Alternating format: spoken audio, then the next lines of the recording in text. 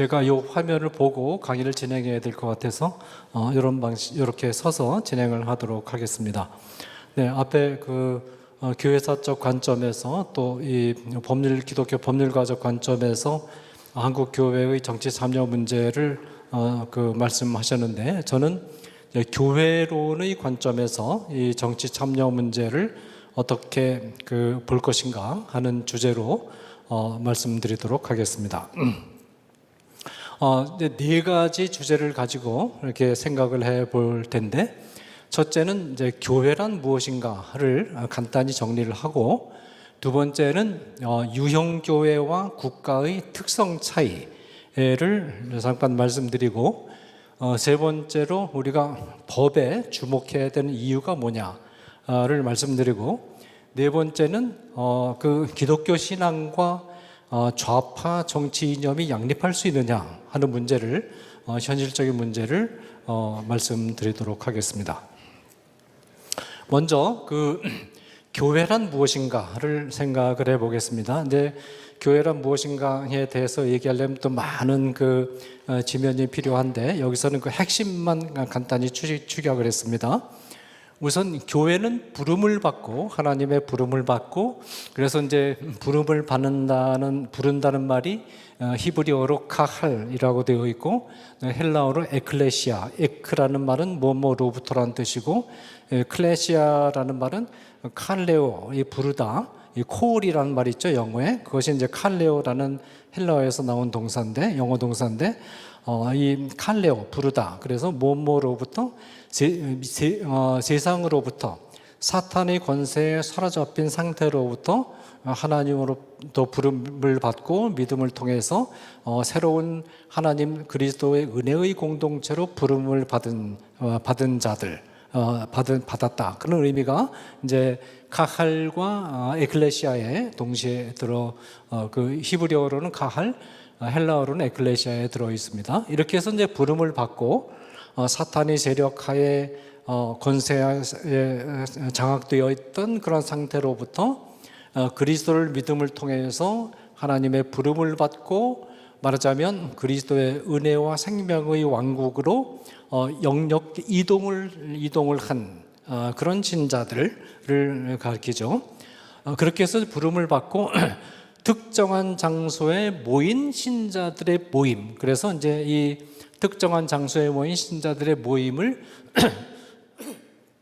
히브리어로 에다라고 하고 헬라어로 수나고게라고 합니다. 그래서 수나고게라는 말은, 수은이라는 말은 함께, 투게더라는 뜻이고, 이 고게라는 말은 아고라는 그런 헬라어에서 온 말인데, 아고는 끌어들여서 함께 한 장소에 모이다, 그런 뜻이 있어요. 그래서 이제 요 두 가지 의미가 사용됩니다. 그래서 교회는 부름을 받고 특정한 장소에 모인 신자들의 모임이다.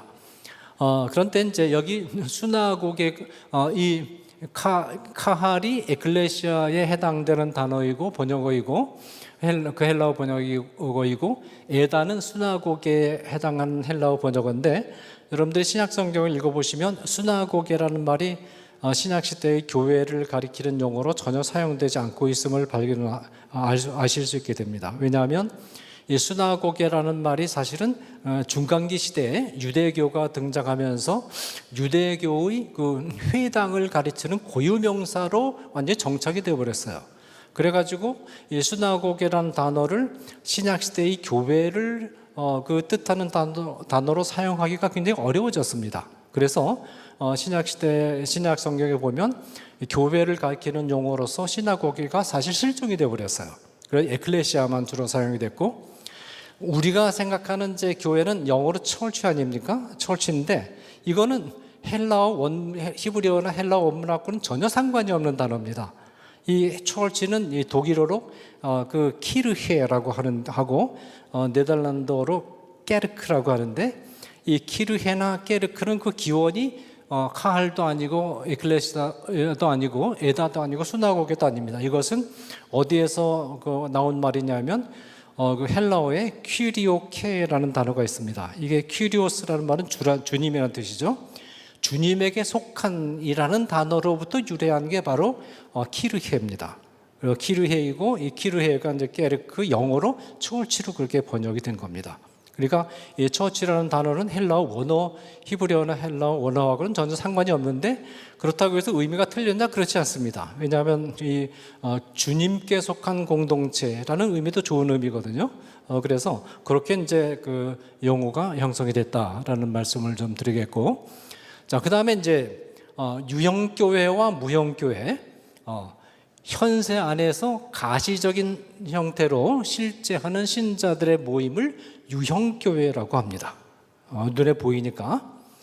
현세를, 그런데 이제 이 교회는 현세를 떠나서 하늘로 올라간 그런 성도들도 있죠. 영이 하늘로 올라간 성도들도 있고, 또 현재 있는 신자들도 있고, 또 앞으로 계속해서 이 들어올 신자들도 또 있습니다. 그렇게 해서 그 현재 이 세상을 떠나서 그 하늘에 올라가 천국에 올라가 있는 성도들, 또 현세 안에 있는 신자들, 앞으로 여기 공동체에 들어올 신자들 전체를 통괄해서 이 신자들의 우주적이고 보편적인 교회 공동체를 가리켜서 무형교회라고 합니다. 이 무형교회가 다른 말로 하면 하나님의 나라입니다. The Kingdom of God이 바로 이 무형교회를 가리키는 겁니다. 그래서 어쨌든 무형교회는 그 세상을 떠났든 현세에 있든 앞으로 들어올 사람이든 간에 이 예수님을 구주로 고백한 모든 신자들의 하나의 전 세계적인 공동체를 가리켜서 무형교회라고 합니다. 그래서 우리는 유형교회에 소속되어 있는 동시에 무형교회에도 동시에 소속되어 있는 것이죠. 이 무형교회는 이 현세 안에서는 참된 부르심과 믿음이 있는 신자들이 있는 곳이면 어느 곳이든지, 그것이 현세 안이든지 하늘이든지 실제하는 교회이며, 유형교회 안에만 실제하는 것이 아니라 신자들이 가는 모든 것이 다 무형교회가 있는 겁니다. 신자들이 직장에 가서 활동할 때 거기 이미 무형교회가 있는 것이고, 또 신자들이 말하자면 그 정치 영역에 들어가 활동할 때 거기 또 무형교회가 있는 것이고, 무형교회가 있다는 말은 하나님 나라가 있다는 뜻이에요. 어쨌든 신자들이 있는 어느 곳에 있든지 신자들이 있는 곳에는 무형교회가 거기에 실제한다라는 것입니다. 그리고 이제 이 무형교회는 참된 부르심과 믿음은 마음의 문제이기 때문에 눈에 보이지 않습니다. 그러니까 우리는 사실 인간들은 사실은 사람의 마음 상태를 들여다볼 능력이 없어요. 사실 어떤 사람이 신자인가 아닌가는 그 사람이 마음속을 들여다보고 마음속에 예수님이 계신가 또 성령님이 계신가를 확인해야 그 사람이 그 신자인가 아닌가를 정확하게 판별할 수 있는데, 인간에게는 그런 능력이 없죠. 그래서 그 인간은 외적으로 주일날 성경책 끼고 교회 가면 신자다, 그렇지 않으면 불신자다, 그렇게 판단할 수밖에 없지 않습니까? 네. 자, 그래서 이제 유형교회가 무형교회가 있다. 자, 그 다음에 유형교회가 시대별로 어떻게 형태를 변화해 왔는가, 이것이 굉장히 중요합니다. 우선 족장시대, 창세기죠. 족장시대는 아담부터 출애굽 전까지인데, 족장시대는 사실 교회는 곧 가정이었습니다. 교회와 가정이 구분되지 않았습니다. 그래서 않았고, 그 생활의 중심에 동물제사, 죽임을 당한 동물은 십자가에 달리신 예수 그리스도를 상징하죠. 동물제사가 있고, 이 동물제사의 영향과 동물제사가 주는 의미 아래 교회 생활은 곧 가정생활과 동일시된 그런 생활이 이루어졌다. 그리고 이제 한 가정의 가장은 곧 제사장이었다. 이 시대는 시족 사회이기 때문에 어떤 국가 공동체라는 게 없었죠. 그러니까 교회 생활이 곧 가정 생활이었다는 것은 어떤 의미에서 보면 국가 생활까지 다 교회 생활은 곧 가정 생활이고, 가정 생활 안에 국가 생활에 해당되는 그런 부분이 다 포함되어 있었다, 그렇게 보면 됩니다. 그죠? 그래서 특히 이제 족장 시대, 구약 시대 전체에는 사실은 이제 가족이 굉장히 중요해서 전도를 따로 하지 않고 어떤 식으로 하나님 나라 전통을, 교회 전통을 유지했느냐 하면 자녀를 잘 낳아서 그 자녀를 신앙 안에서 잘 양육해가지고 하나님을 믿는 백성으로 만드는 그런 방법으로 하나님 나라, 교회의 전통을 유지했습니다. 오늘날에는 이제 그런 좀 많이 바뀌었죠. 오늘날 시스템이 많이 바뀌었음에도 불구하고 어쨌든 가장 중요한 제1전도는 가정교육입니다. 자녀를 잘 낳아서 믿음 안에서 잘 훈련시켜서 신자로 만드는 것이 첫 번째 가장 중요한 전도다라는 점은 오늘날도 여전히 의미가 있다라는 것입니다. 자, 그 다음에 모세 시대에 들어와서 모세 시대에는 교회는 준국가적 공동체와 동일시됐습니다. 아직 모세 시대는 국가로서 아직 모세가 시내의 산에서 율법을 받기 이전까지는 아직 집단을 형성하고 있었지만 아직 국가까지는 가지 않았죠. 그렇지만 준국가적인 공동체는 형성하고 있었습니다. 그래서 이 모세 시대에는 교회가 곧 준국가적 공동체와 동일시됐다, 그런 시대였다. 그리고 이 공동체의 지도자는 교회의 지도자인 동시에 정치 경제적 지도자를 겸했다라는 거죠. 어쨌든 뭐냐면 이 모세 시대에도 교회 생활, 하나님의 백성의 생활 가운데 교회 밖의 국가에서 준 국가적 공동체에서의 생활이 교회 생활과 유리되지 않았다라는 점을 우리가 알 수 있습니다. 출애굽 사건, 예수 그리스도의 구속 사건의 기념이 생활의 중심에 있었고 이 중심으로부터 공동체 생활 전체가 영향을 받고 의미를 부여받았다. 그러니까 이 교회 생활뿐만 아니라 준공동체적인 가정 생활, 준공동체적인 국가 생활 전체가 말하자면 출애굽 사건의 지도하에 있었다라는 겁니다. 그 다음에 이제 여호수아 시대, 사사 시대, 왕정 시대에 들어와서 이 시대는 교회는 준국가적 공동체, 사울 왕까지 준국가적 공동체였으나 이 안에서 하나의 변화가 일어나는데 그것은 뭐냐면 제사장과 정치 지도자가 역할 분담이 있었다라는 거죠. 그 전까지 모세 시대에는 모세가 말하자면 제사장이자 동시에 정치 경제 지도자 역할까지 다 했는데 이제 여호수아 시대에 와서는 제사장과 이 정치 경제 지도자의 역할은 분담이 됐다는 것을 발견할 수 있고, 그 다음에 왕정 시대에 들어와서 다윗 왕으로부터 시작해서 호세아 시대까지 이스라엘 왕국의 경우는 마지막 왕이 호세아죠.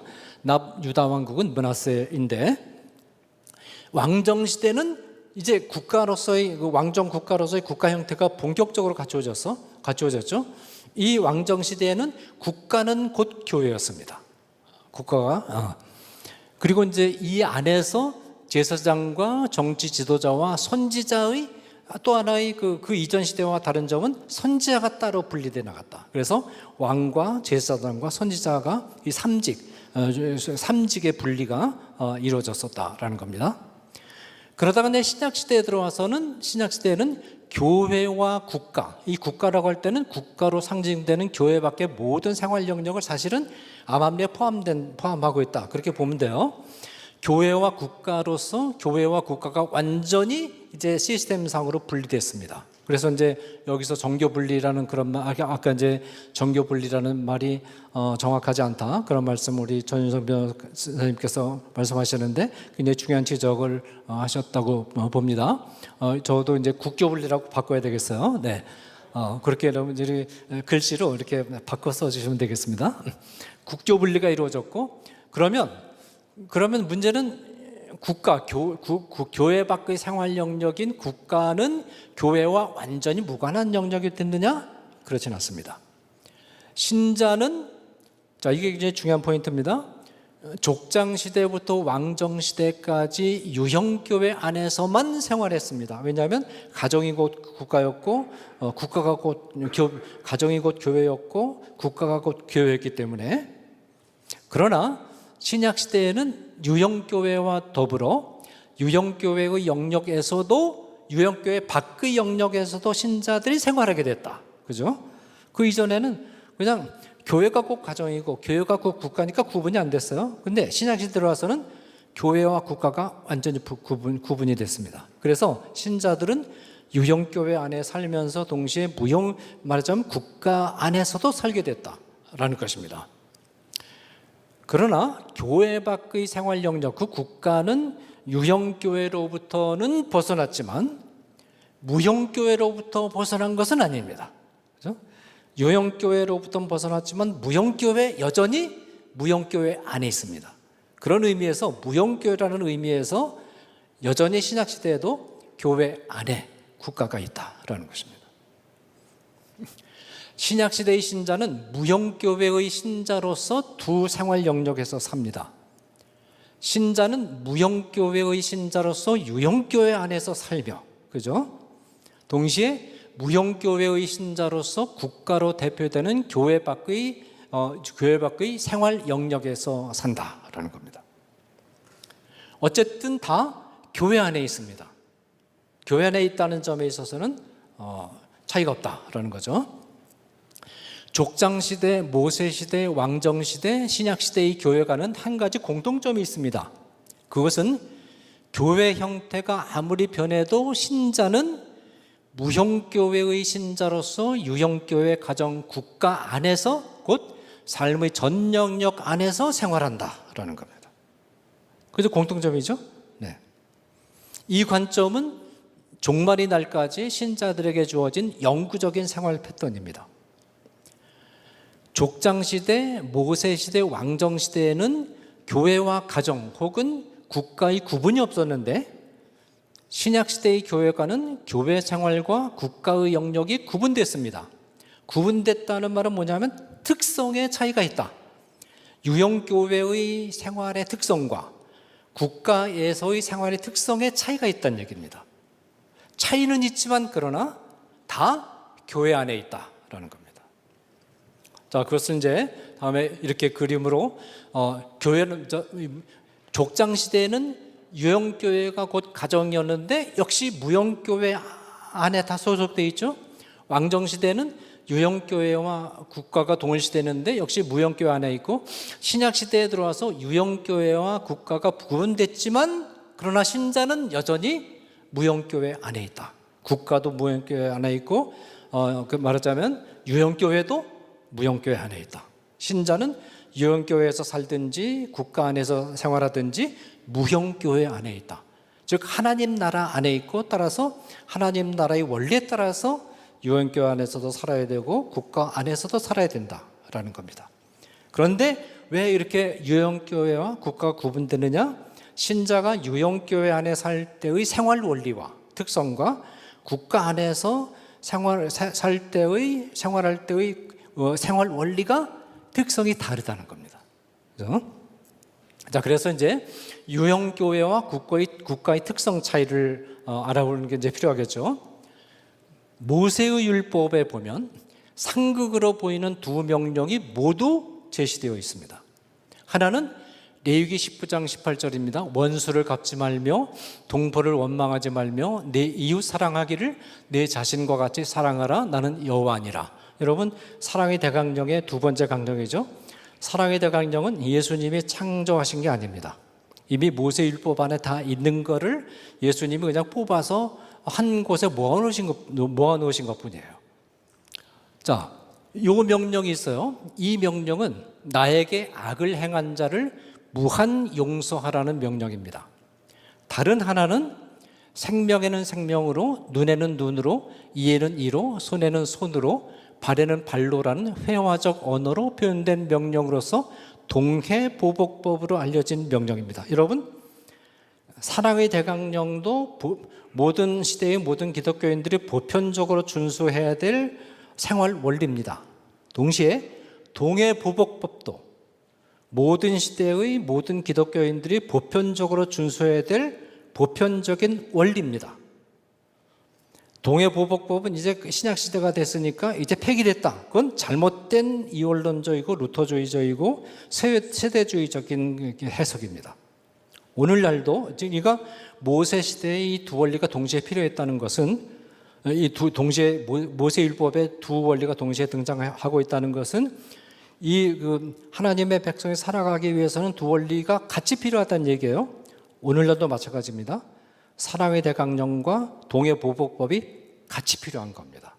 그렇죠?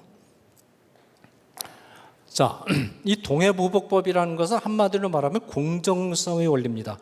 어떤 사람이 눈에 해당되는 죄를 범했으면 그 사람에 대해서 눈에 해당되는 사회적으로 납득할 만한 처벌을 하라는 겁니다. 그 처벌을 할 때 외모를 보지 말라. 그 어떤 사람이 말하자면 권력자라고 해서 봐주지 말라. 우리나라 사법부는 지금 지극히 타락했는데 지금 권력자에게 아부하고 있죠. 성경의 원칙과 어긋나는 겁니다. 가난한 자라고 해서 더 봐주지 말라. 공정하게 하라.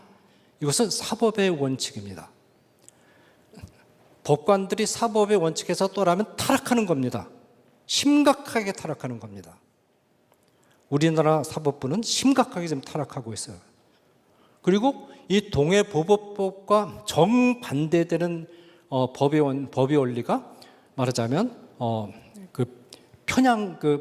편향된 편향성의 원칙인데 그게 바로 막스주의 법의 원칙입니다. 편당성의 원칙. 그러니까 막스주의 원칙은 뭐냐면 내가 속한 파티, 내가 속한 당에 정치적으로 이익이 되는 것이라면 되는 그런 판단이 절대적으로 옳다. 그렇게 보는 거예요. 그는 뭐냐면 내가 속한 그 파티, 내가 속한 당의 정치적인 외모를 절대적인 기준으로 보는 거죠. 이거는 성경이 제시한 공정성의 원리와 정면으로 배치되는 거기 때문에 그런 점에 있어서 이런 편당성의 법의 원칙은 기독교와 양립할 수가 없습니다. 좌파적인 법의 이념은 기독교와 양립할 수 없는 겁니다. 이 점은 나중에 점점 더 좀 분명하게 드러나게 될 것입니다. 이 두 명령은 서로 완전히 모순되는 듯이 보이는 명령이죠. 전자는 원수를 갚지 말라고 명령하고 있고 후자는 원수를 철저히 갚으라고 명령합니다. 서로 모순되는 것으로 보이는 이 두 명령을 어떻게 이해해야 되느냐, 이게 관건이죠. 과제죠. 하나의 공동체를 위한 하나의 법체계 안에, 그죠? 모세, 이스라엘 백성이라는 하나의 공동체입니다. 그리고 모세 율법이라는 하나의 법체계 안에 두 명령이 상극되는 듯이 보이는 두 명령이 동시에 존재한다는 것은 두 명령이 다 같이 필요하다는 얘기예요. 둘 다 필요하다는 얘기입니다. 그리고 두 명령이 둘 다 시대와 장소를 초월해서 모든 시대에 기독교인들이 준수해야 될 보편적인 원칙입니다. 자, 이 두 명령이 등장한다는 것은 이 두 명령이 동시에 필요하다는 뜻입니다. 레위기 24장 20절에 원수사랑, 20절에서는 원수사랑은 이웃사랑으로 되어 있죠. 이 말의 의미는 뭐냐면 원수는 이웃에게서 나오기 때문에 원수를 사랑하지 못하면 이웃도 사랑할 수 없다는 뜻이죠. 원수는 여러분과 가장 가까운 곳에서 원수가 나오게 되어 있습니다. 아무리 나쁜 놈이라도 나와 관계가 없고 멀리 떨어져 있으면 나와 원수될 이유가 없죠. 원수는 항상 나와 가장 가까운 이웃에게서 나온다. 예수님의 원수도 예수님이 돈꾀를 맡긴 유다로부터 나왔잖아요. 여러분, 어떤 공동체에서 어떤 사람에게 여러분이 회개를 맡깁니까? 가장 믿음직하고 신실하고 성실한 사람에게 회개를 맡깁니다. 유다가 돈꾀를 맡았다는 것은 유다가 신실했다는 얘기예요. 그런데 유다가 가장 신실하게 여겼던 그 사람이 예수님을 배반했습니다. 목회를 하다 보면 원수가 어디서 나옵니까? 일주일 내내 같이 먹고 자고 하면서 회의하던 장로 중에서 원수가 나옵니다. 원수는 가장 가까운 이웃에게서 나오기 때문에 원수를 사랑하지 못하면 이웃을 사랑할 수가 없어요. 그런 의미에서 원수 사랑은 이웃 사랑과 같은 말이다라는 거예요. 자, 이 레위기 24장 20절은 보편적 도덕법으로 주어진 명령입니다. 이 명령은 신자의 삶을 추동하는 마음의 동기가 어떠해야 함을 규정한 것입니다. 반면에 신명기 19장 21절의 동해보복법은 실정법의 법의 정신 혹은 법 철학으로 주어진 보편적 명령으로서 재판의 원칙을 포함해서 제도로서의 국가의 운영의 원리를 밝힌 것입니다.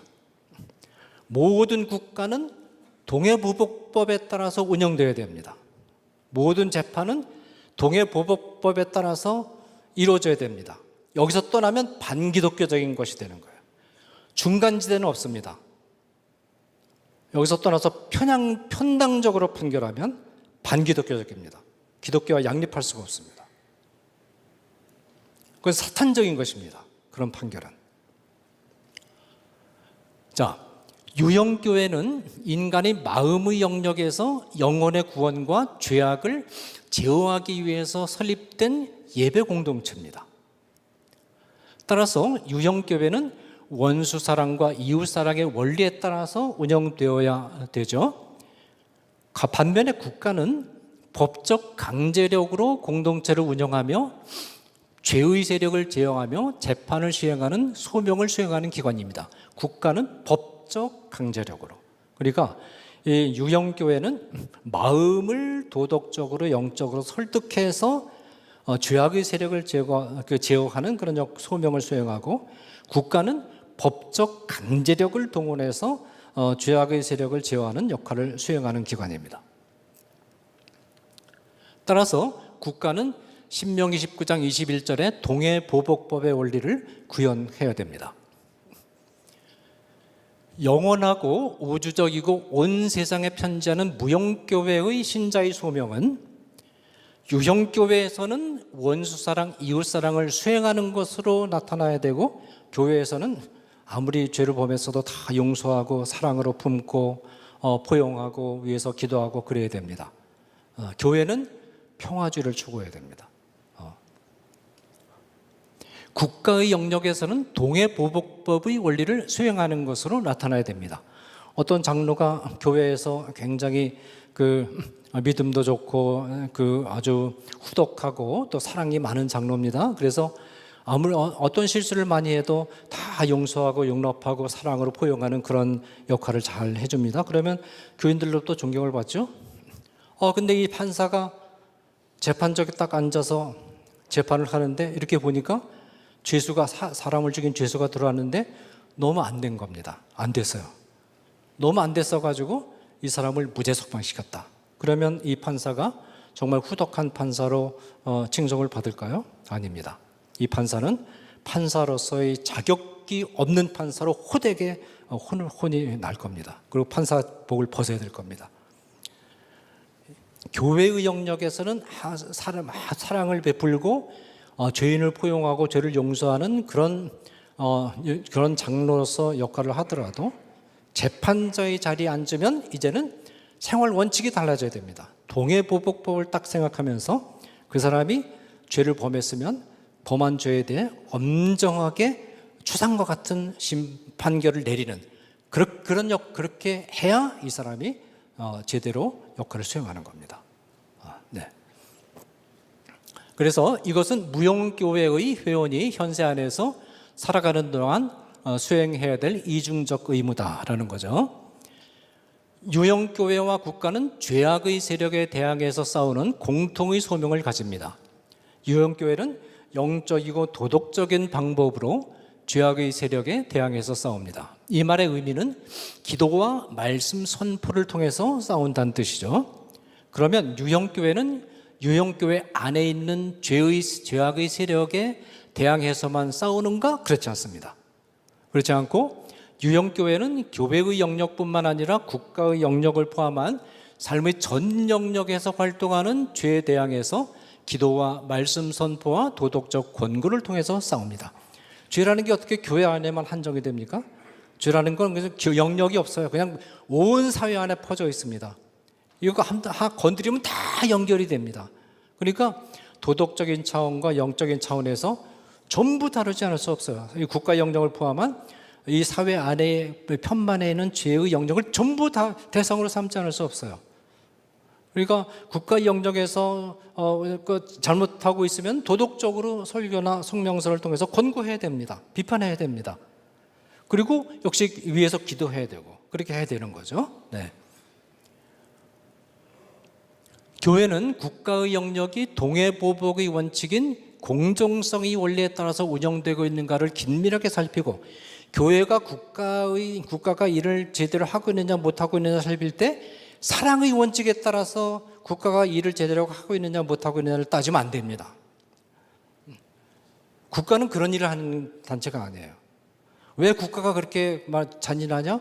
왜 국가가 말하자면 중범 살인한 사람을 죽인 사람에 대해서 사형이라는 잔인한 형벌을 내리느냐?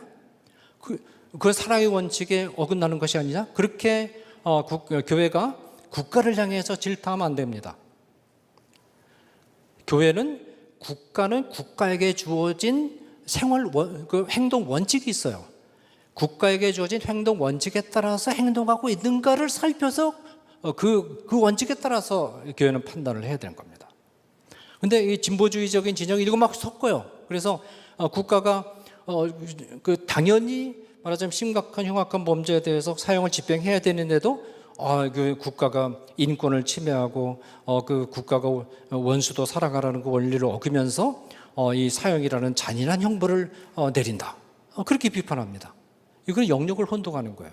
국가에게는 원수를 사랑할 의무가 없습니다. 그건 국가의 소명이 아니에요. 교회는 그렇게 할 수 있지만, 무형교회의 신자들은 유형교회 안에서만 사는 자들이 아니라 삶의 대부분의 시간을 국가의 영역에서, 즉 교회 밖의 생활 영역에서 사는 자들입니다. 국가의 영역 안에서 생활하는 무형교회의 신자들은 동해보복의 원리, 곧 공정성의 원리를 국가의 영역 안에서 구현하는 일을 수행하기 위해 최선의 노력을 기울여야 됩니다. 실제로 무형교회 신자들이 국가 공무원으로 일하는 경우에 공정성의 원리에 따라서 업무를 수행해야 됩니다. 기독법조인으로서, 기독판사로서 편당적인 판결하는 것은 반기독교적입니다. 그는 양립할 기독법조인으로서 타락하는 것입니다. 심각한 타락입니다. 그것은 성경의 원칙에 어긋나는 거예요. 근데 많은 기독법조인들이 그걸 몰라요.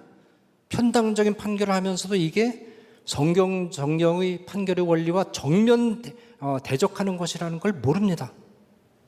비극입니다, 이게. 좀 우리나라 사태를 여기까지 지금 끌고 온 게 다 법조인들 아니에요? 법조인들의 중대한 책임이 있습니다. 특히 기독법조인들이 이런 상황 속에서도 말 한마디 못하고 침묵하고 있는 거, 이거는 용납이 안 되는 일입니다, 사실.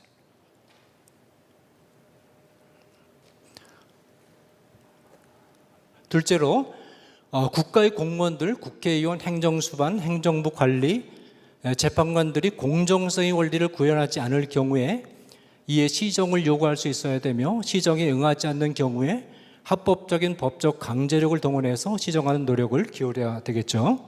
셋째로 무형교회 신자들은 공정성의 원리에 따라서 국가의 법률들이 제정되어 있는가, 법률들이 바르게 시행되고 있는가를 살펴야 되며, 법률들이 공정하게 제정되어 있지 않거나 공정하게 시행되지 않는 경우 이의 시정을 위해서 노력해야 됩니다. 이 노력에는 이 사안에 대해서 관심을 가진 동료 무형교회 회원들로 구성된 시민단체를 조직해서 비판과 개선 노력을 수행하는 시도가 포함됩니다. 그리고 이 시도에는 공정한 내용을 담고 있지 않은 법에 대한 시민 불복종과 저항운동까지도 당연히 포함될 수 있습니다. 자, 그 다음에 세 번째 주제는 왜 우리가 법에 주복해야 되느냐를 살펴보도록 하겠습니다. 먼저 아하수에로의 조서 사건, 우리가 다 잘 아는 사건이죠. 유대 왕국이 멸망한 후 바벨론 시대를 지나서 페르시아 시대에 페르시아 전역에 흩어져 살고 있던 유대인들은 비록 조국은 잃고 유랑민으로 사는 사정에 있었으나 평화롭게 살고 있었습니다. 그래서 심지어는 이 평화롭게 잘 살고 있었기 때문에 에스더가 페르시아의 왕후 자리까지 오를 수 있을 정도로, 그 정도로 유대인들이 자기들에게 주어진 권리를 보장받으면서 아주 잘 살고 있었습니다. 그러나 페르시아 제국의 2인자인 하만이 유대인 모르드게가 자신에게 절하지 않은 것에 앙심을 품고 아하수에로 왕을 부추겨서 하나의 법령을 담은 조서를 발표했죠. 이 조서에 담긴 법령의 내용은 간단한 겁니다. 한 줄입니다. 한 줄. 아달월 13일 하루 동안에 모든 유대인들을 죽이라는 무시무시한 내용입니다. 한 줄 법령인데 이게 유대인 학살을 촉발하는 그런 계기가 됩니다. 법령 한 줄이 페르시아 전역의 유대인의 평화로운 삶을 죽음의 위기 앞에 서게 만든 것입니다. 천국을 지옥으로 바꾸는 겁니다. 법령 한 줄이. 이게 역사적 증명이 되잖아요. 이 법령이 없을 때는 평화롭게 잘 살았어요. 법령이 발표되자마자 온 유대인이 학살당할 위치로 상황이 급전직하였습니다.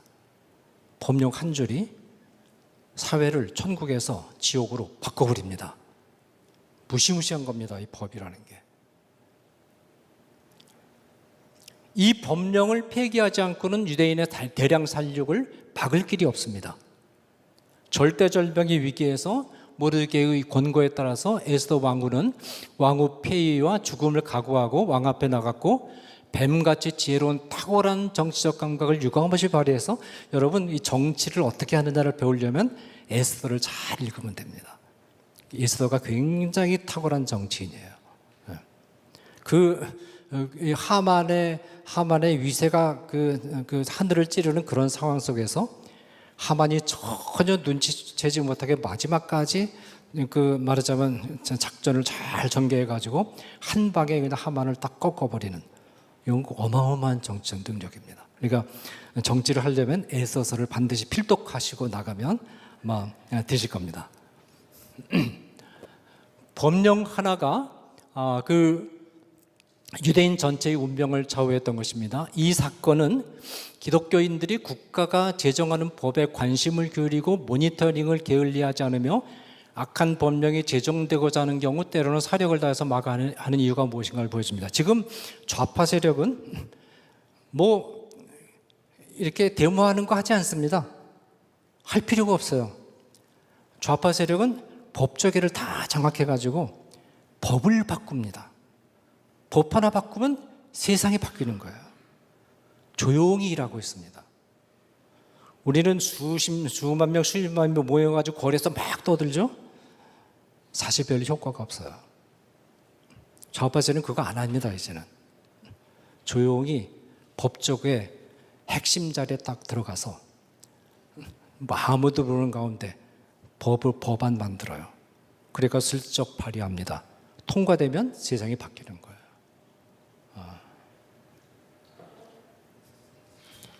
자, 그 다음에 두 번째, 동해보복법의 공정한 시행은 원수 사랑을 가능하게 하는 터전이다. 그런 말씀을 드리겠습니다. 로마서 12장 14절 21절은 원수를 사랑할 것을 명령하는 장입니다. 이 본문에는 원수 사랑의 명령이 3번이나 반복해서 등장합니다. 너희를 박해하는 자를 축복하라. 축복하고 저주하지 말라.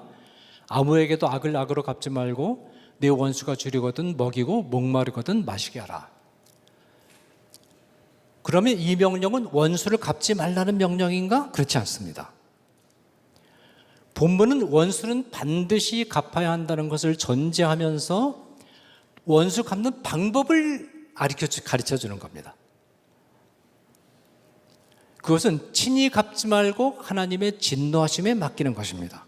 자, 원수를 친히 갚으려고 했다가 본인이 죽습니다. 왜냐하면 원수 관계가 형성됐다는 것은 내가 힘이 없어서 억울한 일을 당했다는 거 아니에요?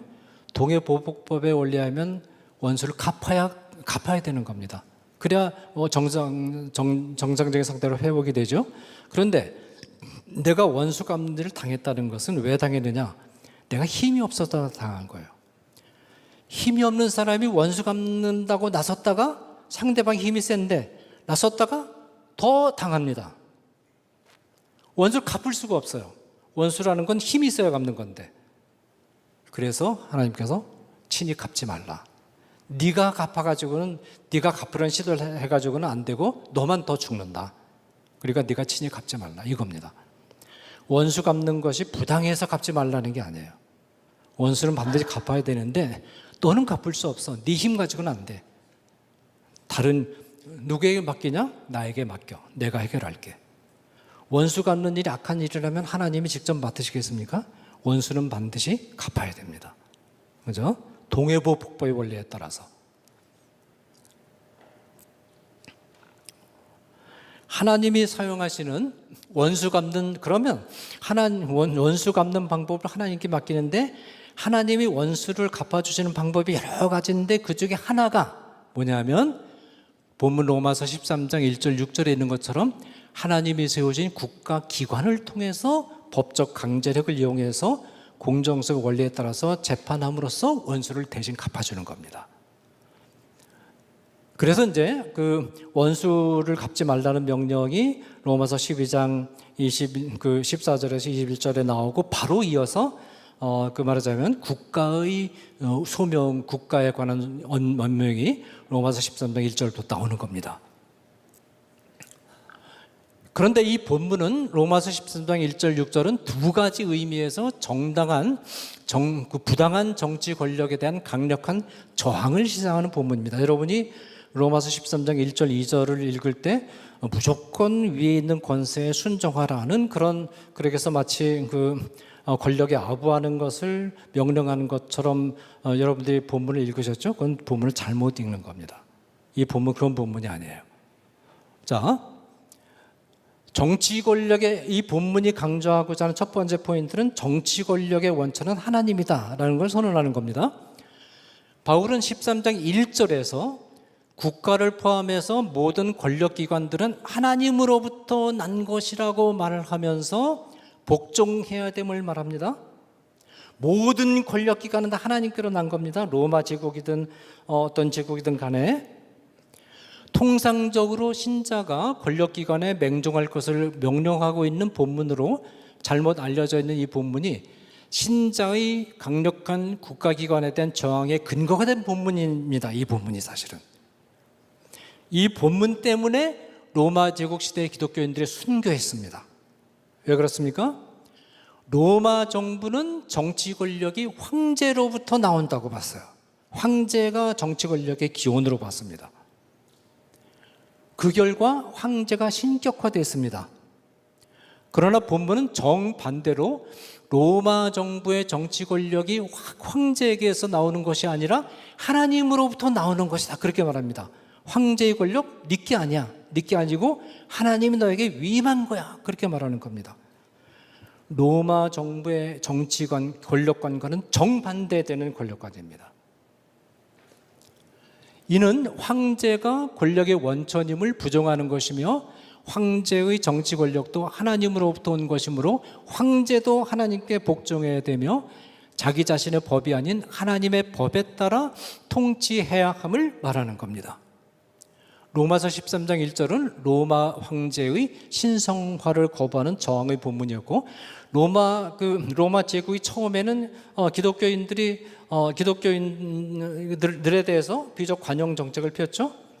잘 보니까 로마서 13장 1절에 그 위에 있는 권세 순종하라고 그걸 보니까 괜찮겠구나 그렇게 생각했는데 잘 읽어보니까 그게 아니란 말이에요. 모든 권세는 하나님께로부터 온 것이다. 이걸 딱 읽으니까 이거는 저항의 본문이구나. 그렇게 읽으면서 해석하면서 기독교인에 대한 박해가 시작이 된 겁니다. 그리고 초대 기독교인들은 이 부분에 있어서 타협하지 않았습니다. 그래서 순교한 겁니다. 그죠? 로마서 13장 1절은 저항의 본문이지 타협의 본문이 아니에요. 모든 권력은 하나님께로 왔기 때문에 모든 권력자는 하나님께 순종해야 된다. 이겁니다. 그 다음에 둘째는 이 본문은 복종해야 되는 정부는 공정하게 통치하는 정부다라는 점. 로마서에서 복종해야 될 정부가 어떤 정부인가를 3절, 5절에서 정의하고 있어요. 이 정부는 선을 행하는 자에 대해서는 칭찬하고 악을 행하는 자에 대해서는 보응하는 정부 곧 공정성의 원리에 따라서 통치하는 정부입니다. 선한 일에 대해서 두려움이 되지 않고 악한 일에 대해서 되나니 악을 행하는 자에게 진노하심을 따라 보응하는 자니라. 그러면 이를 거꾸로 하는 정부에 대해서도 복종해야 되느냐? 이 질문에 대해서 본문은 답변하지 않습니다. 이 본문은 선을 행하는 자에 대해서는 공정하게 보상하고 악을 행하는 자에게는 역시 공정하게 처벌하는 정부를 염두에 두고 있는 겁니다. 그런 정부라면 복종해라라는 겁니다. 그리고 대체로 로마 정부의 로마 제국의 법 체계가 형법 체계하고 사법, 말하자면 민법 체계로 이렇게 나누어지는데, 형법 체계는 대체로 공정했습니다. 그래서 예수님도 빌라도의 재판을 일단 받아들이셨죠. 왜냐하면 예수님에 대한 재판은 형사 재판이었는데 로마의 형법이 그래도 비교적 공정하다는 걸 알고 있었기 때문에. 그리고 사도 바울도 가이사에게 호소했죠. 로마 법정에 호소했습니다. 왜냐하면 자신의 사건이 형사적인 그 문제였기 때문에. 그런데 사도 바울이 로마의 민사재판은 굉장히 타락했습니다. 민사재판은 주로 돈과 관련되어서 제국의 그 식민지의 지방 토호들과 다 결탁을 해가지고 뇌물을 주고받고 하면서 말하자면 편향된 판결을 했거든요. 그래서 사도 바울이 교회 안에서 일어난 사소한 재정적인 문제에 대해서 법정으로 가져가지 말라 그런 거예요. 왜냐하면 법정이 너무 타락해가지고 전부 그 돈 있는 사람하고 재판관들이 결탁해가지고 이 가난한 사람들에게 불리한 판결을 내리니까 그런 법정에 가져가지 말라, 그렇게 말한 겁니다. 그러나 사도 바울 자신이 가이사에게 호소했어요. 예수님도 빌라도에게 호소했어요. 이건 뭐냐면 형사재판은 그래도 공정이기 때문에, 그죠? 네. 그러니까 이를 거꾸로 하는 정부, 이 정부에 대한 다른 본문을 읽어야 됩니다. 요한계시록이나 베드로서에 보면 적그리스도로 이 정부 권세를 적그리스도로 표현하죠. 그런 정부는 적그리스도에게 속한 정부다, 그렇게 이해를 해야 됩니다. 그러니까 로마서 13장 1절 6절이 모든 정부에 대해서 다 말하자면 복종하라를 명령하는 본문은 아니라는 겁니다. 자, 그 다음에 국가의 문제는 꼭 법의 문제다라는 점. 국가는 법적 강제력을 통해서 국가를 운영하기 때문에 국가의 문제에 관심을 기울인다는 것은 곧 법의 문제에 관심을 기울인다는 것을 의미합니다. 윤리적 실천은 법 제정에 이르러서 가장 예리하게 실현됩니다. 어떤 공동체 법이 제정되면 이 법은 공동체 전원을 구속하는 위력을 발휘합니다.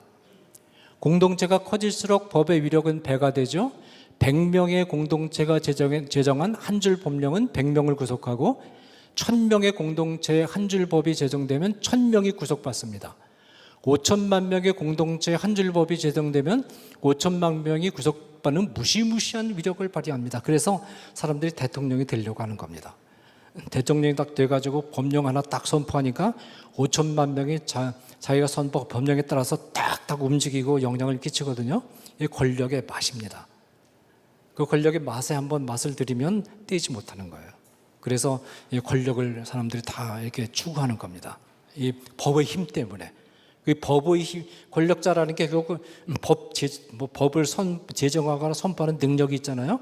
거기 한번 맛을 들이면 그것도 중독이 돼가지고 못 끊는 겁니다. 우리나라 입법부에서 무지막지하게 지금 반기독교적인 법률들을 막 제정합니다. 법의 맛을 알았기 때문에 그래요.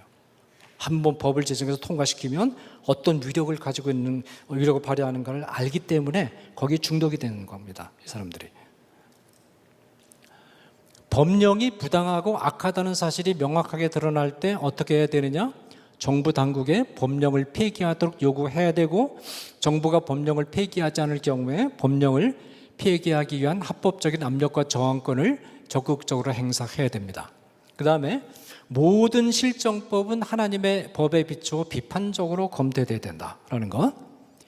국가가 제정한 법률은 실정법입니다. 국가가 제정한 실정법을 시민들은 무조건 복종해야 되느냐? 자, 하나님은 성경 말씀을 통해서 모세의 율법을 주셨는데, 이 율법에는 시대와 장소를 초월해서 적용되는 도덕법이 있습니다. 그래서 예를 들어서 사랑의 대강령이라든지 황금률도 예수님 처음 말씀하신 게 아니에요. 구약 모세율법 안에 다 있는 겁니다.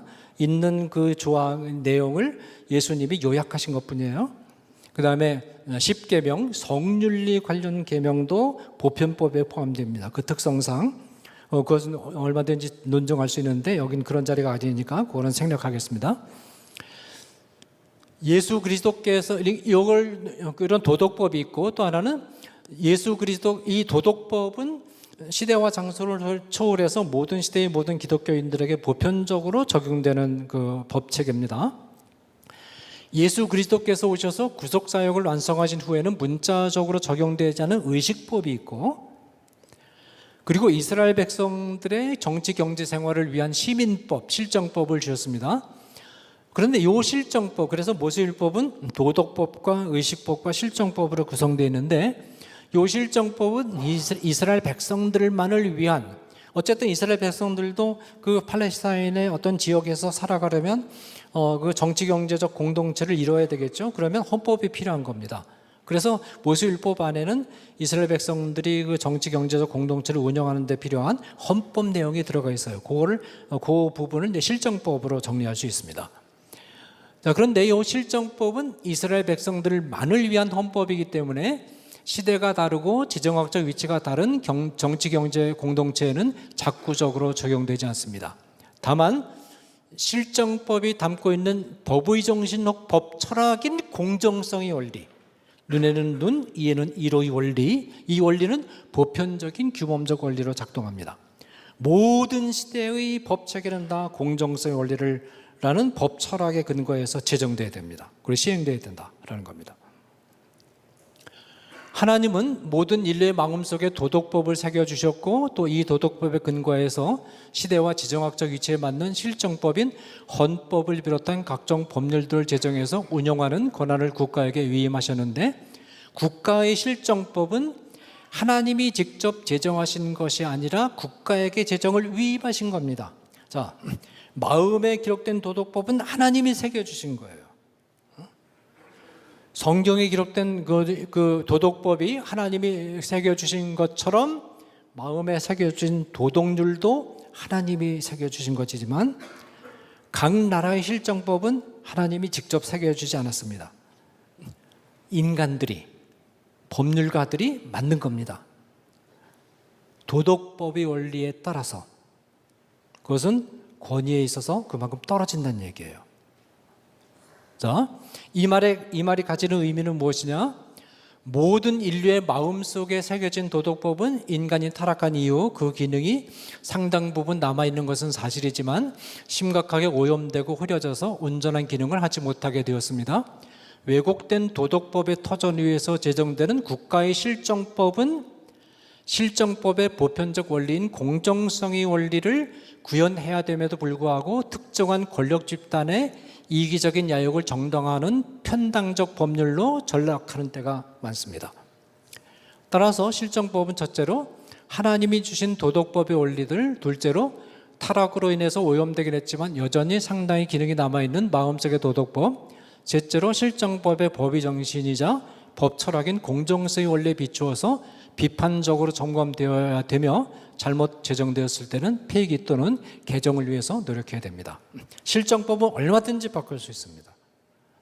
헌법은 절대적인 것이 아닙니다. 바꿀 수 있습니다. 그렇지만 최근에 민영배 의원이 발의한 문화체육진흥법이라는 이걸 보니까 기가 막힌 내용이 있습니다. 헌법에 국민이라고 되어 있는 표현을 시민으로 바꾸자는 겁니다. 어디에 근거해서? 교과서에 그렇게 초중고등학교 교과서에 시민으로 되어 있으니까 거기에 근거해서 헌법을 바꾸자는 겁니다. 헌법에 국민으로 되어 있는데 그 국민을 시민으로 바꾸자는 거예요. 이게 바로 막스주의적인 법률관입니다. 헌법의 정신에 따라서 교과서를 만들고 하위 법률을 만드는 게 아니고 교과서에 자기 나름대로 이념적 내용이 담은 개념 하나 딱 집어넣고 교과서에 있으니까 이제 헌법을 바꾸자. 이게 지금 민주당 의원들이 행하는 그 모든 법안을 발의할 때 기본적으로 이런 그 정신에 따라서 발의합니다. 초중고등학교 교과서를 근거로 해서 헌법을 바꾸자는 겁니다. 그래가 밑에 그런 사례들을 많이 만들어 내놓고 이게 일종의 법혁명이에요. 무시무시한 겁니다, 여러분. 이런 일이 지금 자행되고, 왜 국민을 시민으로 바꾸는 것이 문제냐? 국민이라고 할 때는 한 국가를 위한 국가라는 바운다리 안에서 적용되는 겁니다. 국가를 전제하고 만들어지는 개념입니다. 원래 헌법이라는 것은 모세의 실정법도 이스라엘에는 특수한 정치 경제 공동체를 위해서 만든 법이에요. 그걸 벗어나면 그 의미가 없는 법입니다. 실정법이라는 것은, 헌법이라는 것은 이 특정한 지역 안에 살고 있는, 특정한 시대의 특정한 지역 안에 살고 있는 국민들을 위해서 제정된 거예요. 그 영역을 벗어나면 적용되지 않습니다. 우리 대한민국 헌법이 미국에 적용이 됩니까? 안 돼요. 시민으로 바꾸면 어떻게 되느냐? 국가가 해체되는 겁니다. 국가 해체의 의도를 품은 거예요. 국가를 약화시키는 겁니다. 세계 시민. 그래서 여러분 초중고등학교 교과서 보면 세계 시민이라는 말이 압도적으로 나오고 국민이라는 말은 거의 안 나옵니다. 이게 무슨 의도입니까? 세계 시민, 우리 국가를 해체하고 세계 연방 같은 걸 만들자는 겁니다. 그런데 시민, 그러면 지금 그 시민이라는 개념이 성립하기 위해서도 뭐가 필요합니까? 실효적으로 그걸 뒷받침할 수 있는 권력기관이 있는데 지금 전 세계적으로 세계 시민을 실효적으로 뒷받침할 수 있는 권력기관이 아무것도 없어요. 유엔은 권고기관일 뿐입니다. 만약에 유엔이 권력기관이 되면 무시무시한 전 세계를 하나로 통합하는 무시무시한 전후무한 독재적인 적그리스도적인 그런 말하자면 집단이 될 겁니다. 근데 그걸로 가자는 거예요. 세계 시민이라는 개념이. 그게 지금 중고등학교 교과서에 쫙 깔려 있습니다. 지금 무슨 뜻입니까? 국가를 해체하고 막스주의적으로 사회주의적으로 이 아이들을 훈련시켜서 일종의 홍위병으로 만들겠다. 그거입니다. 그게 실제로 교과서에 이렇게 반영이 되어 있어요, 여러분. 여러분 자녀들이 그런 교육을 받고 있습니다. 지금. 자, 여기까지 말씀드렸고, 그 다음에 기독교 신앙과 좌파 정치 이념에 대해서 말씀드리겠는데, 여러분 가운데 저는 철저하게 우파가 옳다고 기독교 신앙과 부합하다고 생각하고 있고, 여러분과 저와 입장이 좀 다른 분이 있을 수 있어요. 다른 분은 이 강의 듣지 않으셔도 됩니다. 네. 자, 제 경험을 좀 얘기하겠습니다. 50년 가까이 우정을 나누어왔고, 제 대학 시절 친구입니다. 대학 시절 친구인데 우정을 나누어왔고, 최소한 1년에 한 번 정도는 가족이 합숙하면서 친밀하게 교제해온 신학대학 동창 모임이 있었는데, 그리고 그 동창 모임에서 각자의 근황을 소개하는 시간이 있었습니다. 당시는 이제 2022년이에요. 보니까 교육과정 개정을 앞둔 공청회가 전국적으로 열리던 시점이었습니다. 그래서 제가 한국교회가 초중고등학교 교과서의 이념적 편향성의 문제를 발견하고 이를 시정하기 위해서 노력하고 있다라는 소식을 전하면서 한국 공교육의 이념적 편향성에 대한 우려를 말했습니다. 모임이 끝난 후에 저는 이제 순진합니다. 순진해가지고 제가 그 근황을 다 얘기를 한 거예요.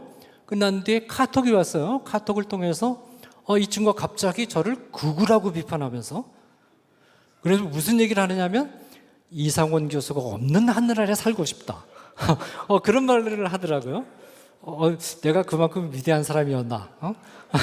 그 말을 한 친구는 나하고 별로 교제도 별로 없던 친구인데 그런 말을 하더라고요. 그래서 그리고 이제 거기 이제 또 한 친구가 같이 협조해가지고 둘이 박자를 맞춰서 저를 그렇게 이제 공격을 했습니다. 그래가지고 이 카톡 한 방으로 저도 이제 양보할 수 없으니까 전혀 말하자면 양보하지 않았습니다. 일제 답변 안 했어요. 그래서 50년간의 우정이 이 카톡 한 번으로 끝나버렸습니다. 지금까지 회복이 안 됐어요. 그리고 앞으로도 안 볼 생각입니다. 볼 필요가 없어요. 이 남은 얼마 남지 않은 말하자면 시간을 그런 일로 생각이 다른 사람들과 만나가지고 씨름할 그런 생각이 전혀 없습니다. 그래서 너 끝났다. 그리고 보내버렸습니다. 자, 그 다음에 필자가 또 유학을 마치고 귀국한 후에 몇 명의 제자들과 함께 독서 토론 모임을 시작해가지고 거의 20년가량 진행을 했습니다. 모임에 참석하던 한 자매가 좌파 성향을 가진 교회에 출석하기 시작한 후에 생각이 바뀌기 시작한 후에 시작해가지고 필자가 제가 이제 그 책을 읽고 이 개혁주의적 관점에서 논평을 쭉 하면 항상 극우라는 평가를 달아요. 문재인에게 완전히 빠졌습니다. 그래서 결국은 중단됐어요.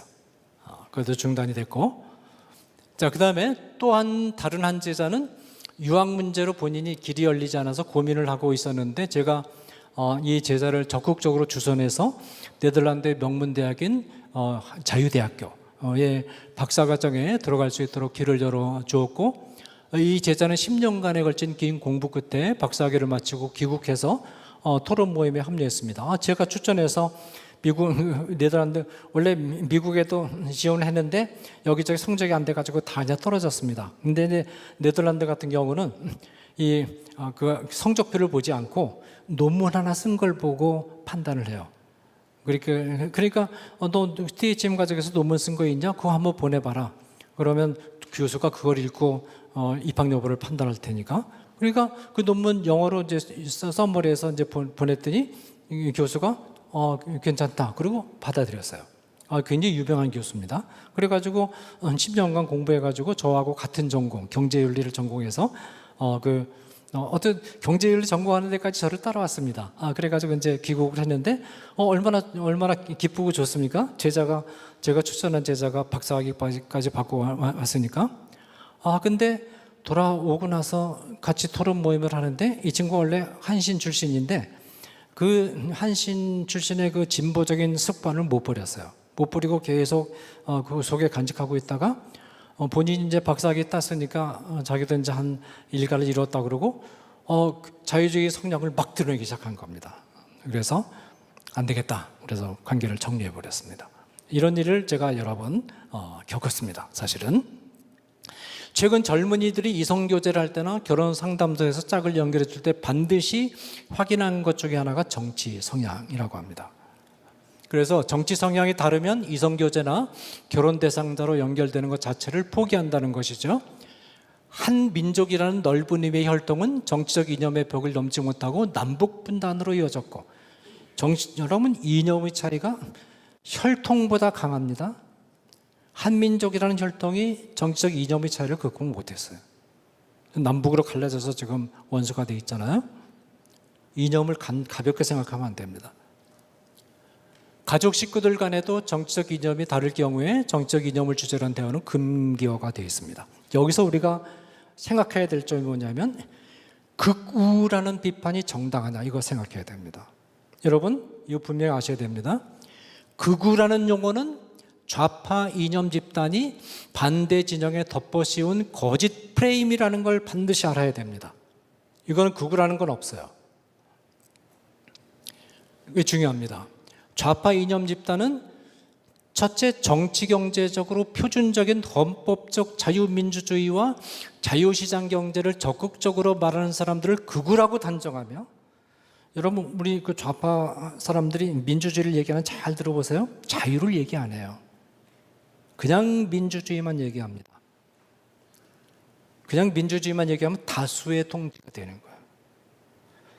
자유를 넣는 순간 넣을 수가 없습니다. 왜냐하면 그 앞에 다른 걸 넣어야 되니까. 인민이라는 말을 넣어야 되니까.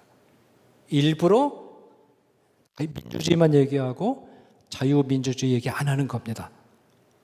네. 자, 그리고 자유시장 경제를 적극적으로 말하는 사람들을 극우라고 단정하고, 신학적으로는 66권 성경 말씀에 오류가 없는 절대적인 하나님의 말씀이라고 얘기하면 극우입니다. 근본주의자입니다.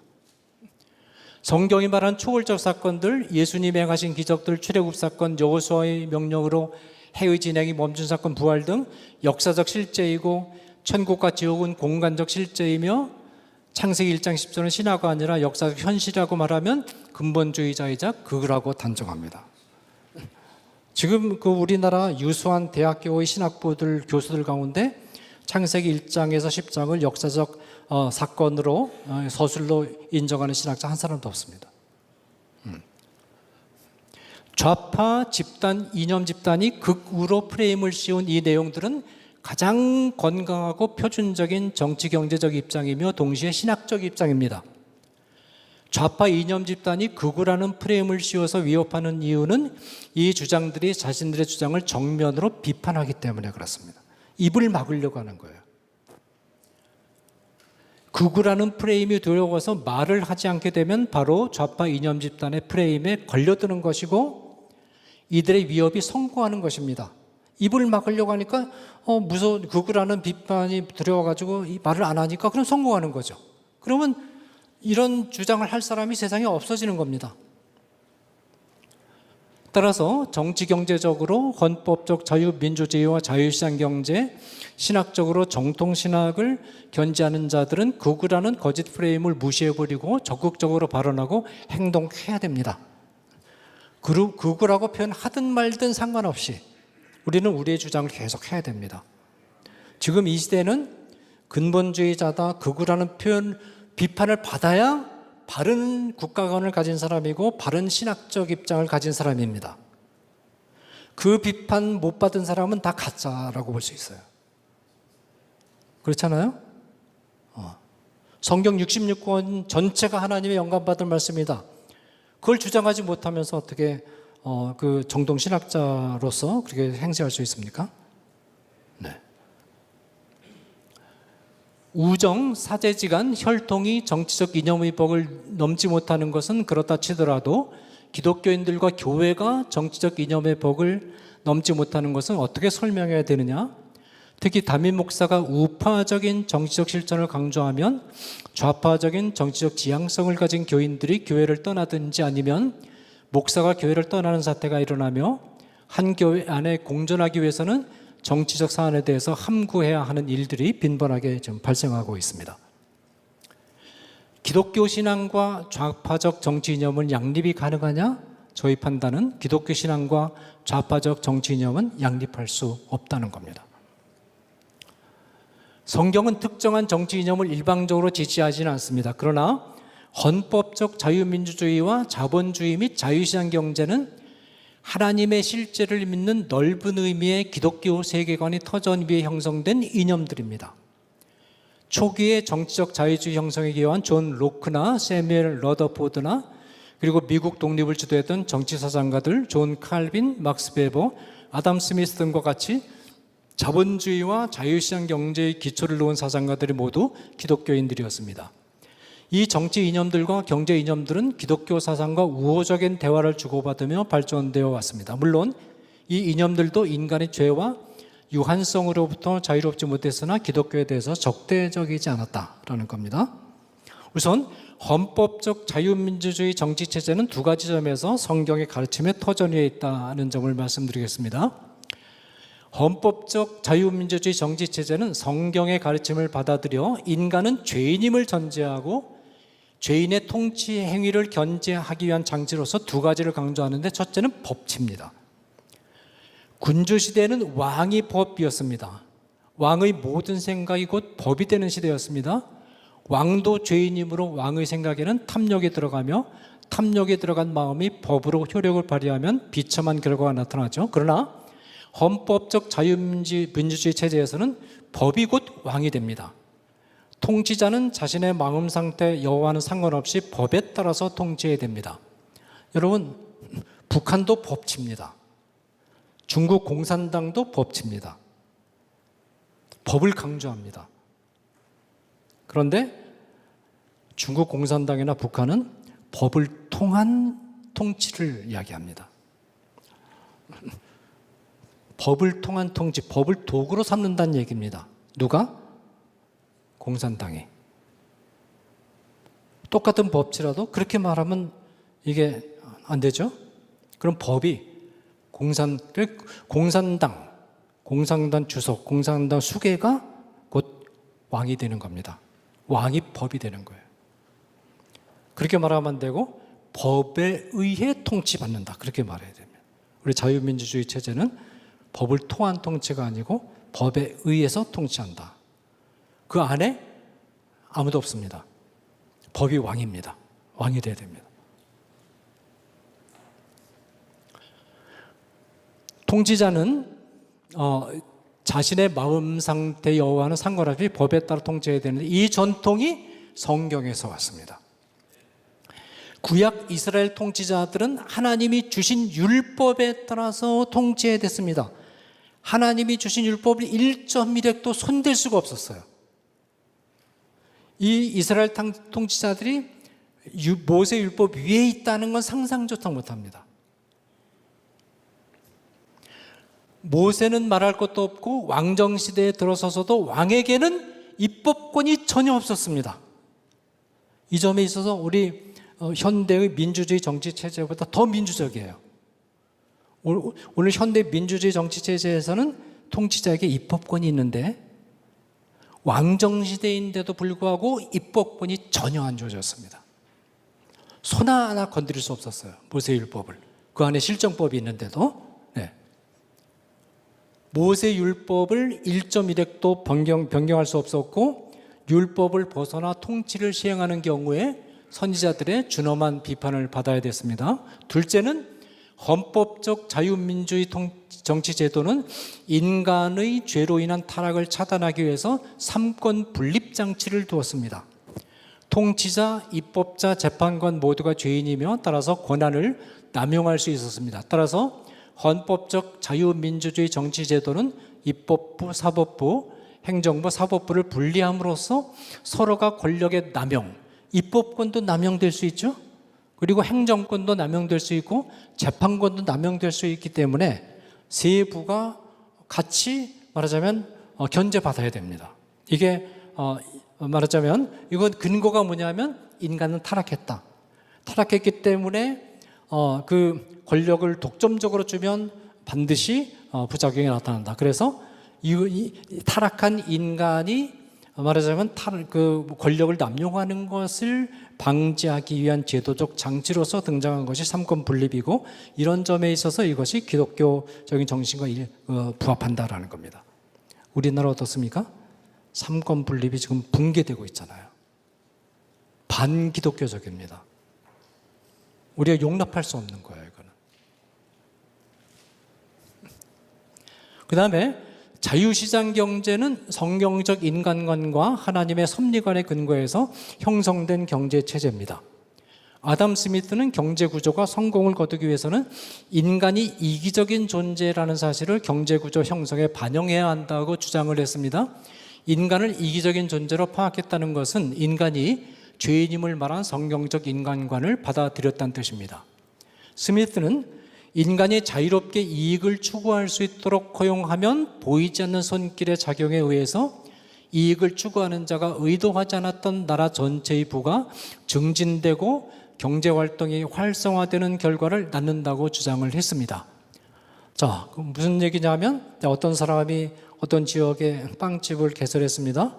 이 사람이 그 지역에 빵집을 개설한 목적은 딱 하나입니다. 돈 많이 벌어가지고 자기 가족이 잘 먹고 잘 살기 위해서 아주 이기적인 동기죠.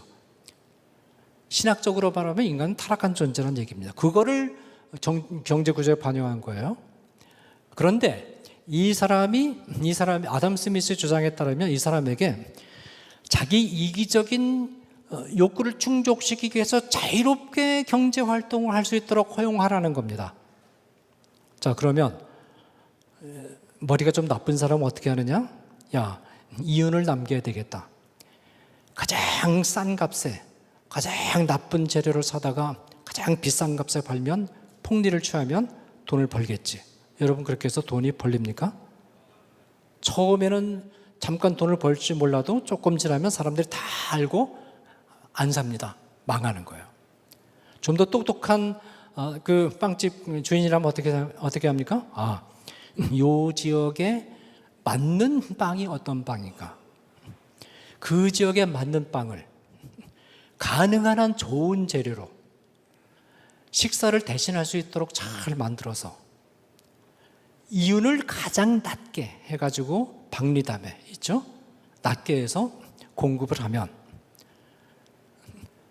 그래서 그 지역 사는 사람들이 집에서 밥을 해먹는 것보다 빵집 가서 빵을 사 먹는 것이 경제적으로 더 낫고 영양도 풍부하고 맛있고 하니까 그러면 빵집에 가겠죠. 그렇게 해서 빵을 팔면 돈을 번다는 겁니다. 부자가 된다는 거예요. 그러면서 이 빵집 주인은 사실은 말하자면 그 지역에 있는 사람들의 복리라든지 그런 데 목적이 있는 게 아니에요. 그런데 자기가 돈을 벌려면 그 지역 사람들의 복리를 생각해야 된다는 거예요. 복리를 생각해야 돈을 벌 수 있다. 그죠? 자, 국가적인 차원에서 기업들이 자유롭게 경쟁해서 기업이 부자가 될 수 있도록 그렇게 자유롭게 경제활동을 허용을 하면 본인들은 이기적으로 자기 이윤만 추구하려고 하지만 이윤을 벌기 위해서는 지역사회 사람, 그 국가 사람들에게 말하자면 이 복지를 증진시켜줘야 돼요. 그렇게 해서 복지를 증진시켜주는 방법으로 물건을 만들어서 팔게 되면 본인들도 말하자면 돈을 벌고 지역에 사는 사람들의 복지도 증진되면서 꼭 먹고 알 먹는 결과가 초래된다. 요거를 아담 스미스가 딱 발견한 겁니다. 천재적인 발상이죠. 근거가 뭐냐면 인간은 죄인이다 라는 근거에 의해서. 그리고 이 본인이 의도하지 않았지만 그러니까 무슨 뜻이냐면 인생이 자기 뜻대로 안 된다는 거예요. 모든 인생이 자기 뜻대로 안 된다. 자기는 악을 의도했지만 나중에 알고 보니까 선을 한 결과를 낳았고 자기는 선한 결과를 의도했지만 알고 보니까 악한 결과를 낳았다. 인생이 자기 뜻대로 안 된다. 왜? 하나님이 섭리하시기 때문에. 그러니까 보이지 않는 손길이라는 것은 신학적으로 해석하면 하나님의 역사를 주관하시고 섭리하신다는 얘기입니다. 그것을 경제학적으로 표현한 거예요. 그러니까 이 자유시장 경제체제는 어떻습니까? 성경에 근거한 경제체제입니다. 어떤 사람이 굉장히 똑똑합니다. 한국에서도 아주 똑똑해서 인류대학에 가가지고 공부를 열심히 했고 똑똑하니까 미국 유학 가서 미국의 초인류대학에 가가지고 공부를 해가지고 박사학위를 땄습니다. 이 학생의 목표는 딱 하나입니다. 좋은 커리어를 쌓아서 한국에 돌아와가지고 좋은 직업을 갖고 예쁜 아내를 만나서 저 푸른 초원에 그림 같은 집을 짓고 행복하게 잘 살자. 그 목적 하나밖에 없어요. 그래가지고 그 목적을 위해서 열심히 공부한 겁니다. 성공했어요. 한국에 와서 아내도 예쁜 사람 잘 만나고 정말 그 좋은 집에 살게 됐어요.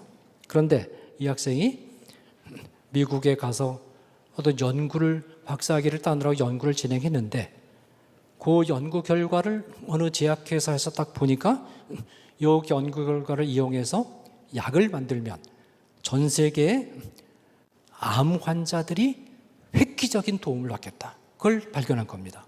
그래가지고 그 원리를 이용해서 약을 만들어서 전 세계에 파니까 전 세계 수억 명의 암 환자들이 혜택을 받았다. 이거는 이 사람이 의도했던 게 아니에요. 보이지 않는 손길에 의해서 조종이 돼가지고 의도치 않게 전 세계의 국부를 증진시키게 되었다. 이것이 자유시장 경제입니다. 이것은 성경적 인간관과 성경적 신관의 근거에서 형성된 사상이기 때문에 이게 성공할 수밖에 없어요. 그래서 자유시장 경제는 등장한 지 300년이 지난 지금도 강력하게 살아있고 자유시장 경제를 채택한 나라들은 다 부강한 나라들이 됐습니다. 반면에 막스주의 경제학 채택한 나라들은 다 거지가 됐어요. 100년을 버티지 못하고 무너졌죠. 그죠? 이게 자유시장 경제입니다. 우리나라가 자유시장 경제에서 떠나면 우리나라 국부 이거 몇 개월 만에 팍 바닥칩니다. 그리고 북한처럼 될 수 있어요. 여러분 그게 가능하겠냐 생각하죠? 순식간입니다. 북한이 공산화된 거 순식간이에요. 한 번 공산화되고 나니까 70년 이상 저렇게 차마 눈 뜨고 볼 수 없는 그런 사회로 전락해버렸는데 회복하기가 어렵잖아요. 그러니까 이 체제라는 게 얼마나 중요합니까? 우리나라가 지금 자유시장 경제 체제를 유지하고 헌법적 자유민주 체제를 유지해서 이만큼 발전했는데 벌써 우리나라 국가 지표가 몇 단계 떨어졌습니다. 세계 10대 경제대국에서 17위 밖으로 밀려났어요. 벌써. 지금 심각하게 떨어져 가고 있습니다. 지금. 여러분 정신 차려야 됩니다. 이런 식으로 가면 몇 개월 만에 나라가 거덜날 수 있어요. 그런 위기 상황에 지금 와 있다라는 겁니다.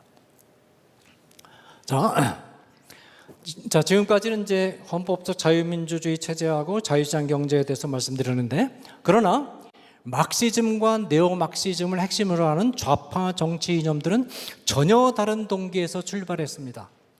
막시즘은 인류의 역사를 기득권자에 대한 농민과 노동자의 투쟁의 역사로 해석했는데 이건 거짓말이에요.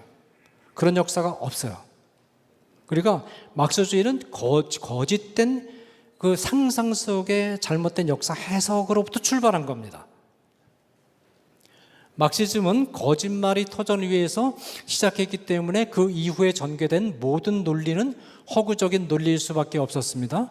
막시즘은 철저한 유물론으로서 하나님의 실제를 신경질적으로 거부하며 공공연하게 사탄의 편에 서서 기독교를 깨뜨리는 것이 궁극적 목표임을 선언했습니다. 여러분, 막시즘을 받아들이는 것은 사탄의 고리에 얽혀 들어가는 겁니다. 그걸 아셔야 돼요.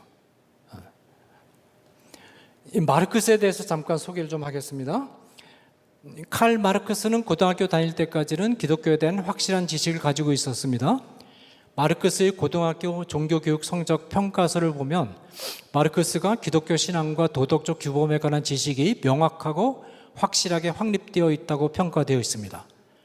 마르크스가 거듭난 기독교인이었다는 증거는 없지만 종교적 지식의 차원에서 기독교에 대해서 잘 알고 있었던 것은 분명합니다. 그런데 마르크스는 대학에 진학한 후에 공상적 사회주의자인 모세스 헤스라는 친구를 만나서 공산주의가 된 후에 사탄을 숭배하는 사이비 교회에 입교해서 혈서로 사탄의 하수인이 될 것을 서약했고, 사탄교 의례를 통해 직분을 받았고, 그 대가로서 자신이 죽으면 자신의 영혼은 마귀에게 소속된다는 맹세를 했습니다. 이게 핵심이거든, 마시기.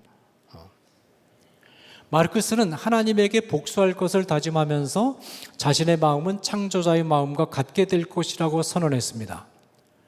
마르크스는 친구 바쿠님과 함께 세상의 구조는 사탄이라고 주장하면서 자신이 사탄 숭배자임을 공공연하게 드러냈습니다. 마르크스는 아버지 55회 생신날 쓴 창백한 처녀라는 시에서 자신은 하늘을 잃어버렸고 자신의 영혼은 지옥으로 확정되었다고 말한 바 있습니다. 사실 마르크스는 강남 좌파입니다. 전형적인 강남 좌파예요. 마르크스는 굉장히 부유한 가정에서 태어나서 청년 시절에 부모로부터 매년 700탈레르를 받아서 썼는데, 당시 상위 5%에 해당하는 상류층이 1년에 쓰는 돈의 평균이 300탈레르임을 감안하면 호화롭게 이를 데 없는 생활을 했음을 알 수가 있습니다. 마르크스는 결코 프롤레타리아 계급, 곧 노동자 계급이 아니었습니다. 마르크스는 진정한 마음으로 프롤레타리아를 위한 혁명을 말한 것이 아니라 백성들 가운데 있는 마귀를 불러일으키기 위해서 프롤레타리아 곧 노동자 계급을 이용한다는 점을 분명히 했습니다. 마르크스는 공산주의 혁명운동이 유령의 운동 곧 귀신의 운동이라는 점을 분명히 알고 있었습니다. 기독교인과 교회가 마르크스주의와 공존할 수 없는 이유는 마르크스주의가 지닌 이와 같은 사탄적 성격 때문입니다.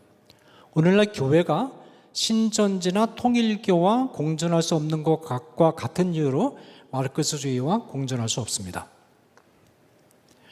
막시즘은 종교와 도덕과 국가의 질서를 파괴하고 전복시키는 폭력혁명을 강조했고, 폭력혁명을 통해 경제적으로 평등한 사회, 자율적으로 능력만큼 일하고 필요한 만큼 가져가는 이상사회 건설을 목표로 내세웠습니다. 그러나 이 이상사회는 인간이 100% 선한 인간일 때 실현 가능한 것으로서, 그러니까 마르크스는 인간관이 잘못됐죠.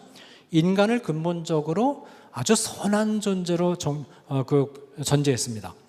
잘못된 인간관, 허구적인 인간관 위에 세워져 있으면 그 이론도 허구적일 수밖에 없고 무너질 수밖에 없어요. 타락한 인간의 힘으로는 실현이 불가능한 목표였습니다.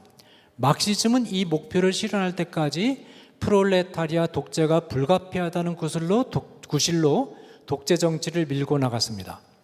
이 프롤레타리아는 국가 운영을 위한 전문적인 능력을 갖고 있지 못할 뿐만 아니라 소수의 정치 권력 엘리트의 선전과 선동 전략에 세뇌당할 뿐입니다.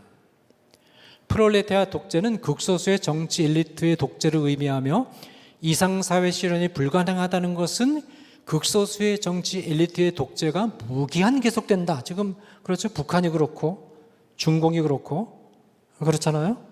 그냥 독재가 계속됩니다. 언제 끝도 없어요. 이것은. 예.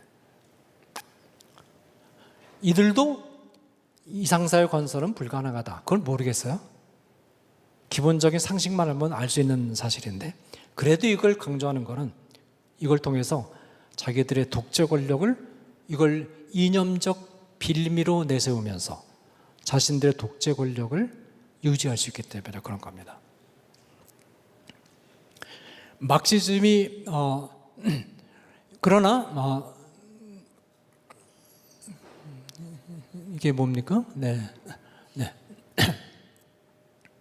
막시즘이 내세운 능력만큼 일하고 필요한 만큼 가져가는 이상사회를 결혼과 이성애를 철폐하고 결혼 여부에 구애받지 않고 성별에도 구애받지 않고 자유분방하게 성관계를 가지면서 쾌락을 누릴 수 있는 사회로 대체하고 막시즘의 실천 전략을 그대로 따다 붙인 것이 네오 막시즘입니다.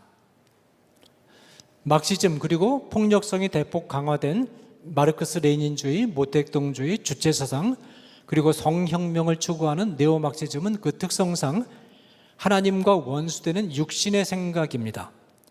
생각으로 번역된 헬라어 프로네마는 사상, 체계 또는 이념을 뜻하며 육신은 사탄에게 장악되어 있는 인간의 본성을 뜻합니다. 이게 그대로 마르크스 막시즘에 그대로 적용이 됩니다.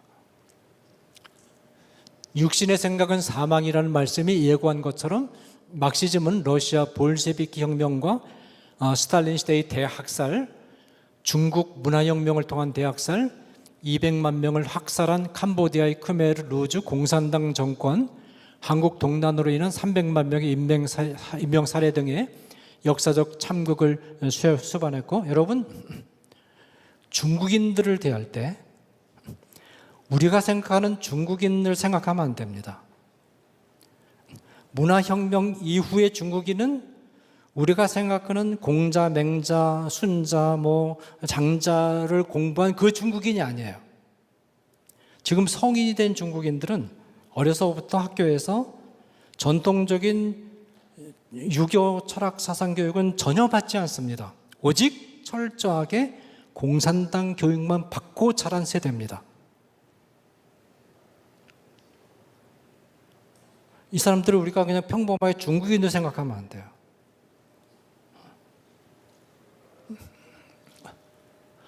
수반했고, 네오막시즘은 에이즈, 원숭이 두창, 성병, 장 관련 질병 등으로 인한 사망, 마약과의 연계에 의한 사망 및 인간성 파괴로 귀결되고 있습니다.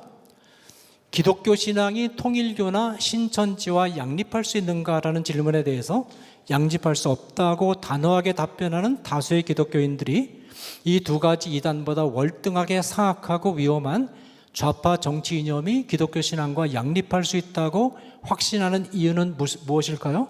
우리나라 많은 사람들이 확신하고 있습니다.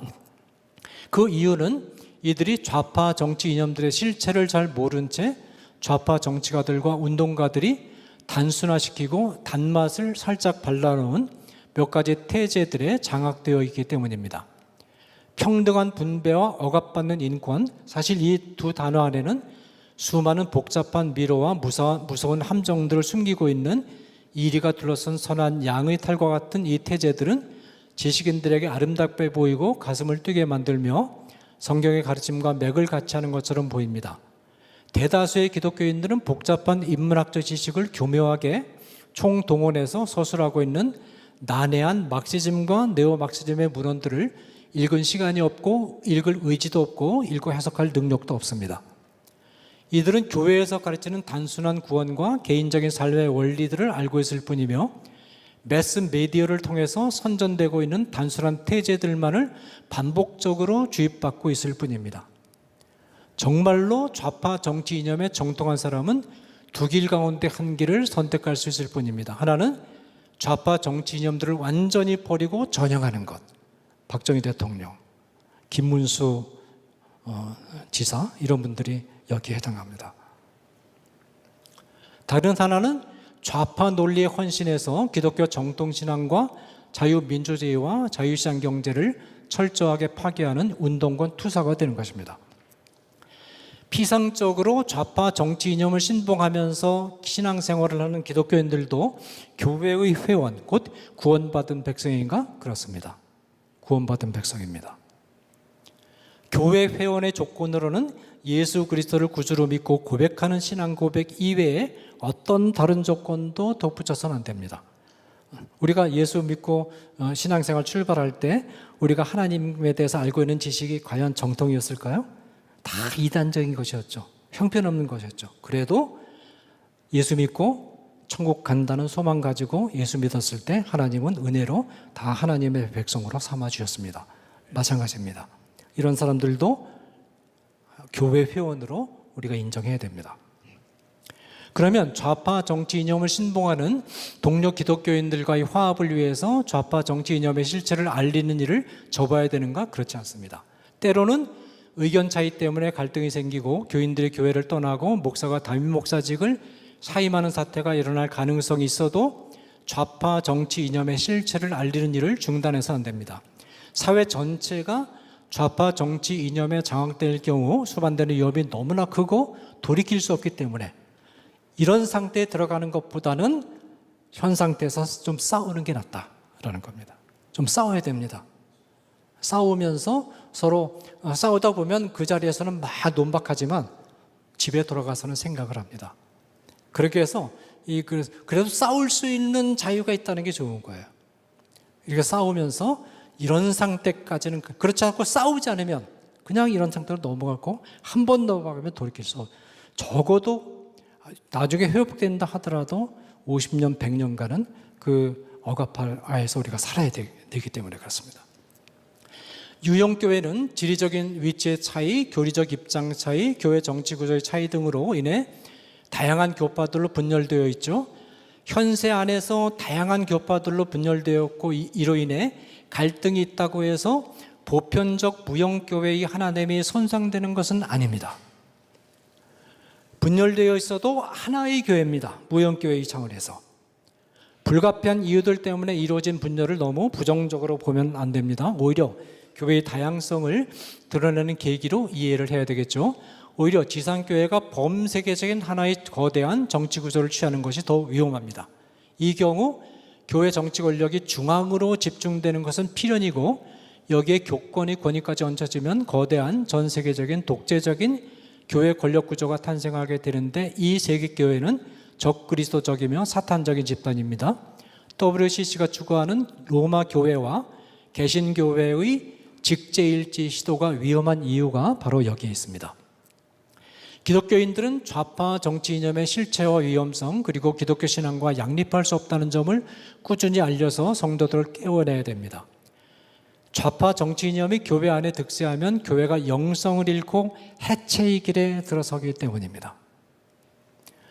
우리는 바울이 고린도 교회가 분파 문제로 어려움을 겪는 교회임에도 불구하고 진리 문제에 있어서 편당이 있어야 함을 강조한 의도를 유념해야 됩니다. 너희 중에 편당이 있어야 너희 중에 옳다 인정함을 받은 자들이 나타나게 되리라. 예수님께서도 화평을 주러 온 것이 아니라 검을 주러 왔음을 주지시킴으로써 진리 문제에 있어서는 논쟁이 불가피함을 강조하셨습니다.